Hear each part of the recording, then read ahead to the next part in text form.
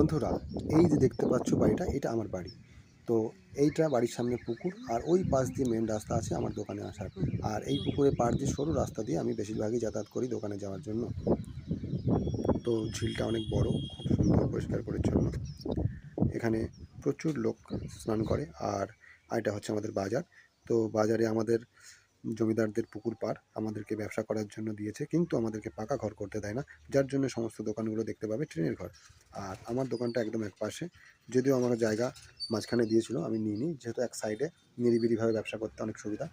তো এর জন্য আমি আমার বাড়ির সোজাসুজি এক সাইডে এই জায়গাটা নিয়েছি। তো দোকানটা এরকম। আর ভিতরটা দেখো, অনেকদিন পর দেখালাম। অনেকেই ভাবে যে হয়তো বিপ্লবদা শুধু ভিডিও করে বেড়ায়, কোনো কাজ করে না। তো ছোট একটা প্রতিষ্ঠান আমার আছে, সেটাই তুলে ধরার চেষ্টা করলাম। এখানে আমি জামা কাপড়, জুতো, গিফট, এই সমস্ত জিনিস বিক্রি করি। আর একটা ছোট সেলাই মেশিন আছে, সেখানেও আমি কিছুটা কাজ করি। তো বন্ধুরা, ব্যবসার প্রতিষ্ঠানটাকে আমি প্রচণ্ড ভালোবাসি, পরে অন্য কিছু। তো ভিডিওটা এই পর্যন্তই ছিল।